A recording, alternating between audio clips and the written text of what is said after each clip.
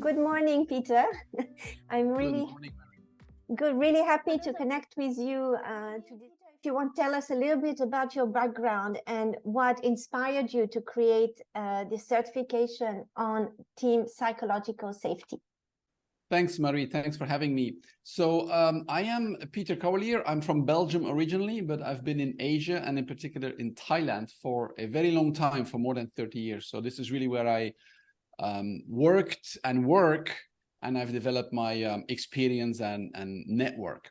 So I did my PhD 10 years ago, and that's where I came across the concept of team psychological safety and was very fascinated about it and studied it, and it became an integral part of my PhD model research that I validated.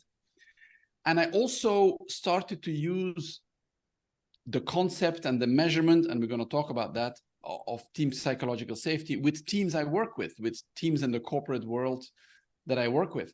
And I had some interesting results. And I started to talk about these results in conferences, mainly in Asia. And I got somebody who said, hey, this is really interesting. You should not just share the results, but maybe find a way to share the approach, the model, the theory behind it with other people. And that was the genesis of the program. I created it 5 years ago. And the idea was to help people who work with teams bring an additional tool that they can use to support the team, to measure the impact, etc., etc. So that's the story of how the program started, Marie. Nice connection to my next questions, as I wanted to ask you, what are the specific skills and knowledge that participants can expect to gain by completing the TPS certification program? Team psychological safety has become a mainstream term, mainly since 2016, when Google, the company Google, announced that they had, from their internal research, concluded that team psychological safety was the main driver of high-performance teams. So since 2016, beginning of 2016, a lot of people have started to talk about, write about, and even hype up, to some extent, the idea of team psychological safety. And by the way, mixing it up with just psychological safety in general. So the first thing participants will get from the program is back to basics, meaning back to the original theory. We stick in the program only to Amy Edmondson's model, because that's the only one that has been academically, through research, qualitative and quantitative, been validated. So the first thing is they will get a really in-depth understanding of what team psychological safety is and also what it is not. Then in terms of skills they will develop, well, because we're going to unpeel what team psychological safety is with the different elements, the different foundations, they will get a better look on how you actually impact team psychological safety by looking at one or more of the elements or one or more of the foundations. So it's a foundational framework that helps people who are interested to work with teams, I would say, deepen their methodology and therefore get a more impactful result with the team they work with. Interesting. Now, of course, I'm always interested to connect what you do with the cultural aspect inside, because as you know, I always see culture as the foundation. So how do you think these skills will help participants to actually better lead diverse team and navigate cultural complexity? So I know this question was going to come, so I thought about it, and here's a few reflections. Now, I am also a fan of culture in general. I've read all the works and I know what you do, and definitely they have their value. When we look at a team, though, we look at what? We look at 6 people or 8 people or 10. Actually, that's another topic, but teams are hardly ever more than 10 people. So we talk about 6, 7, 8 people. Now, these people can come from different cultures. In many cases, they are. And the way each of them shows up in the team, interacts with others, of course, is impacted by their culture. But it's also impacted by their education, by their social upbringing, by their life experience, work experience. So I would say culture is there. It's within the members of the team. It's within the 6 or the 8 or the 10 members. We do not, in this model, we do not try to focus on culture in particular. We do not say, hey, he is from Malaysia and she's from Germany, so maybe that's how they are, because there's only so many people. They come to the discussion, the team dynamic with their background, and I mean it in a positive way, you know, whatever it is, whichever elements are part of that. And what's important is for them and the others in the team to work better together. Yes, you can be Malaysian or German or French, but that's only one part of the puzzle, right? You can also be more a deductive thinker or an intuitive thinker, or you can be an action-oriented person or more of a reflective person. So people are complex, but the nice thing about, I think, a team is that there's only so many people. So if we can work with those people, 6, 8, or 10, I always use that, you know, indication. It simplifies to a certain extent, although the individuals can be complex, but it simplifies that we only need to work with those particular people. We don't try to extrapolate to, oh, you know, they are from this country, they are from that country, therefore. So we kind of focus on the people. So I would say, yes, culture is there in the background. Obviously, nobody would deny that. But in the model, we don't bring it to the foreground. So it's part of how the members are, but it becomes an integral part of the team dynamic and how the team can work better, make better decisions, communicate better, etc. Okay. I don't know if that makes sense. It does make sense, but doesn't quite answer my question exactly. Because when you have a diversity and cultural diversity addresses all the topics that you said, you know, it's the national culture, it is the different ways of approaching work, and as everything you mentioned to me falls into culture in a way. But when I talk about cultural complexity, cultural competencies is how as individual, we are able to connect, interact, solve problems, work better together with someone who has a totally different background. So in this, for me, when I look at team psychological safety, I feel that it provides an experimental ground, or it's a good tool to sharpen those skills, you know, to be able to go and dig deeper. So that's where I was coming from. It's not about looking at the different nationalities, but really what skills am I going to learn from this program that will also actually help me be more sensitive to others. Good. So let me add on to that a little bit. I mentioned the elements of team psychological safety. Actually, there's 7 elements. We won't list them here, but one of them is appreciation. Okay, the extent to which the members of the team feel valued and feel that they can bring their skills to the best use of the team. That's one example. Definitely, people from different cultural perspectives, whether it's national or the way they think or the way they've been brought up, will look at in a different way what it means for them to feel appreciated, right? Some people may appreciate to hear that they're appreciated every day. From other people, they might say, I want other ways to feel that appreciation. So that's an example of how, in a concrete way, this diversity would translate itself or be connected with the team psychological safety model. Just giving one example out of the 7 elements. So definitely it is a way for the members of the team and the facilitator who will help that team, right? Instead of thinking about something big and maybe complex like team psychological safety, if we start to look at the elements separately, you can much more easily translate that into what it means for you and what it means for the other people in the team, and therefore act on it. I do see when you look at cultural competence, it's, as I say, the foundations, but then you need that kind of tools and what you have developed in order to give more concrete tools maybe for people to address it rather than stay at a conceptual level, as we love to do in France. So my next question is just to see, maybe you shared some example, but how have past participants really applied their learning in their organizations? Are there any examples that you can share with us of the impact that the program has had for people who attended the certification. I don't know if I should have mentioned it before, but one of the key things I'm happy with about this program is, I mentioned already, it goes in depth and back to the origins of what the original research was. The second thing is, and that's part of the program, that's also who I am, and we get the confirmation from many people that it's practical. It's not about just understanding, but it's also how can you actually apply it. So in the program, we have, especially towards module 3 and 4 out of the 4 modules, it's really about how you can apply this framework with a particular team. And we have some templates and tools to help the participants look into a particular team, not in general, a particular team they're member of, or they work with, or they are a facilitator for, to try to look at the 7 elements and the 5 foundations and see how that situation looks like today and how they could impact them.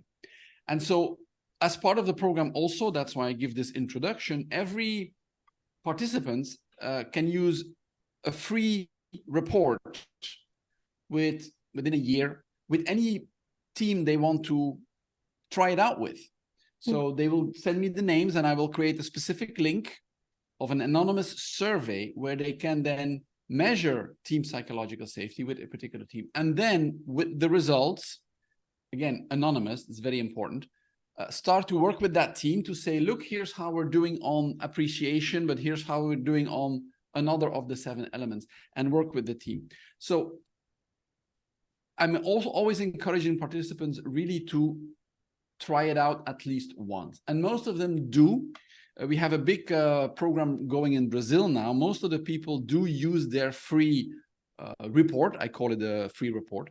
And then they work with the particular team. Now, not in every case I have feedback about what they do and what the result is, also because of the language gap. But we do collect testimonials. We do collect case studies, simple case studies, because teams, organizations don't always want to, open up too much about the business aspects of what they are doing. But we have at least 10 case studies in Thailand, in Ireland, and in Brazil. That's where we are working for now, where facilitators have implemented team psychological safety model, measured before and after, and seeing the impact. Typically, it's after 3 months, and with feedback from the participants of the program of how they thought the program helped the team to work better together. So I don't have any to share with you right now, but we actually regularly post some on social media. So we do have case studies and testimonials, and that's what it's all about. Because too many, if I may, too many people talk about psychological safety as if it's the objective in itself. For me, it's not the objective. It's a tool, it's a model to help a team perform better. But ultimately, it's, can we help that team to perform better? And that's what we always emphasize in the program. That's why the only way to actually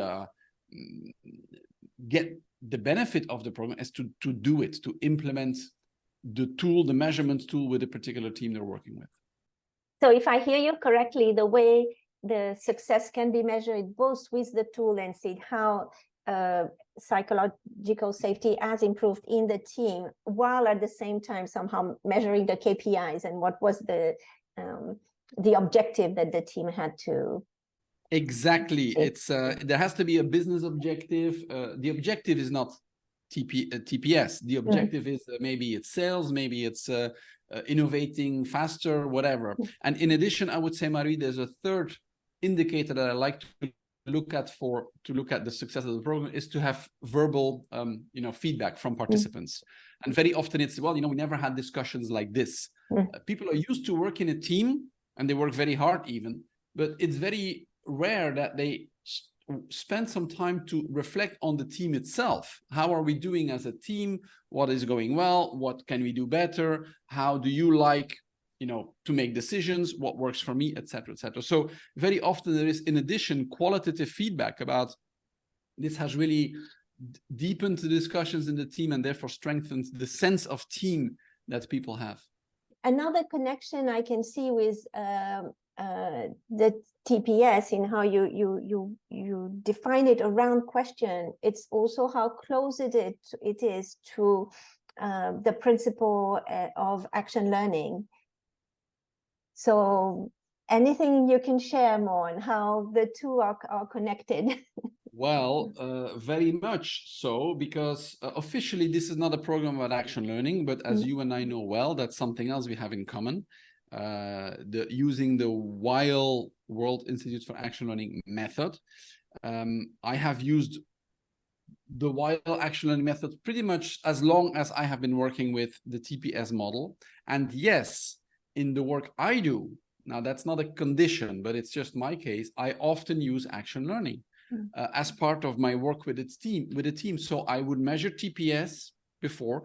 I would do a number of action learning sessions on real business issues, on real things that need to improve in the company, in the team, and then measure TPS again.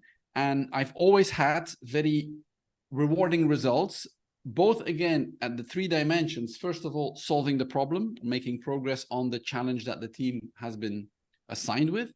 Secondly, the qualitative feedback of the team to work in this kind of dynamic with action learning, which deepens understanding, deepens listening, etc. And thirdly, yes, every time we saw a clear increase in TPS, in the level of TPS in that team. And I've actually published some of those results in an article that you could share to your listeners if you want to.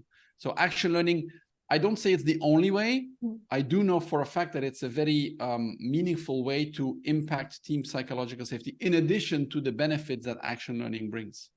When you were saying that your participants do acknowledge that they've never had that kind of discussion, I feel that's often when I see in teams, but teams organization, because their KPI is so important, because they need to show results, they do not take the time to analyze why aren't we getting the results we want. Right. And hence looking at team psychological safety, it's helping see what are we missing. Very much. Often when a team is faced with a problem, just like in everything, also when an individual is faced with a problem, we're very tempted to jump into action. Oh, we could do this, or we haven't done that yet. And just like we mentioned action learning before, it's slowing down first just a little bit to go faster. And if the team can really understand how they connect with one another, or not so, or connect not so well, and try to work on that, the impact on the team, the way the team learns, the way the team deals with challenges, and therefore the team performance will have gain a great benefit from taking that time. And I don't mean like stepping aside for a month, right? That is not realistic, but just taking the time to reflect on this as a team, what is going well, what is not going well, unpeeling the different elements of team psychological safety. There's always elements in every team that we're doing pretty well. We're doing pretty well when it comes to this element, but maybe we're really struggling with this or that element. And focusing on those elements has a great impact on team psychological safety, and then the way the team moves forward with its challenges. Exciting to bring this here. Good. So one last question, two last questions. So I know that the program is going global at this moment. So can you share a little bit, because I think that's important when we go through, particularly now with organizations that have impact or presence in many different countries. How has this been received at a global level? And what are the plans for the future there? Good. So the program started 6 years ago, and it was just myself delivering it first face-to-face in Thailand. And then, of course, with COVID, it became online. That kind of opened up the scope to more wider audience. But all that was mainly people from my network. And then 3 years ago, we had 2 participants from Brazil who really loved just like you, Marie, who just loved the model, thought it was really meaningful. And they started to bring the program to Brazil, of course, with my agreement, and everything in Brazil is Portuguese. So it's not a market I can work with anyway. And after 3 years, they've done an excellent job. They've created a great network of participants who've completed the program. They have a great dynamic with group chats, etc. they run the program very regularly. And that inspired me to say, you know, there's a great interest in Brazil, and it has a lot to do with the two women who promote it in an excellent way. But also, what about other countries? So I started to reach out to people who have gone through the program before and from who I knew they were really interested. You know, they said, wow, this is meaningful. And when we speak, we already started up in the States, in Thailand, in Vietnam. We have discussions with you, Marie, for Malaysia. The same is going on for the Philippines, also the UK, France, and Poland. And I think that's it for now. So the idea is really to bring this, it's a quality program, if I can say so myself, to really bring it to as many countries as possible with a more local presence, because I think sometimes there's value to have also the local, you know, aspects become part of the program. Your experience in Asia, in Malaysia, your bicultural backgrounds, everything. Every partner that I start to work with brings additional meaning and value to the program. So right now, let's say we have 4 or 5 countries, but I hope by the end of this year, it'll be more like 10. And that would be a good start for this year. And then we can see how we build on that in the future. Yeah. So potential also as a certified TPS coach, I don't know what term you're using, it's also access to a global network where you can share experience and own your skills around that, which is also the coming back to culture and diversity. That's the added attraction for me. So last question, are there any prerequisite requirement for anyone who would like to enroll in the certification program? None at all. None at all. I would say, of course, but that's not even a prerequisite. I think it's obvious. An interest in teams and an interest in how can we make teams better, and a belief in teams. That's my fundamental belief, that we can do so much more with teams than we are currently achieving. But that's about it. The rest is no prerequisite. It often interests facilitators, coaches, trainers, but also people in corporate who say, you know, I'm a team leader now. Maybe I'm just a new team leader, or maybe I've been a team leader for 10 years and I don't really know what to, you know, how to help my team move further. So the program is open for everybody. We've had a wide range of participants from all cultural backgrounds, all age groups, all professional orientations. So it's a little bit a long way to answer no prerequisites. And that's also what makes the program really valuable, because it attracts people from all these different backgrounds. It helps us look at, I mean, talking from a participant's perspective, it really opens up our world and looking at how things are done in many different walks of life and different setting, corporate, institutional, NGOs as well. So that was and I think if I can add, Marie, like you probably remember yourself, a great part of the program is the exchange also with the other people in the same group, because they will come from different companies, different experiences, and you can see that they all connect very well with the model. They have different inputs or suggestions or questions, and that really enriches the program. The fact that we have people in the same cohort from different backgrounds, that really is something participants always appreciate, the exchange within the groups. Yeah, and it did help me connect with a few people after the certification. Exactly. So that was great. So thank you very much, Peter, for sharing on this program. Our plan is to have a first certification running in Malaysia before the end of the year. We're still trying to confirm dates and all, but happy to announce this. So watch out our newsletter for more news on this. Thank you so much, and looking forward to future conversation on team psychological safety. Very good. Me too, Marie. Thank you, and all the best. Let's make it happen in Malaysia as well.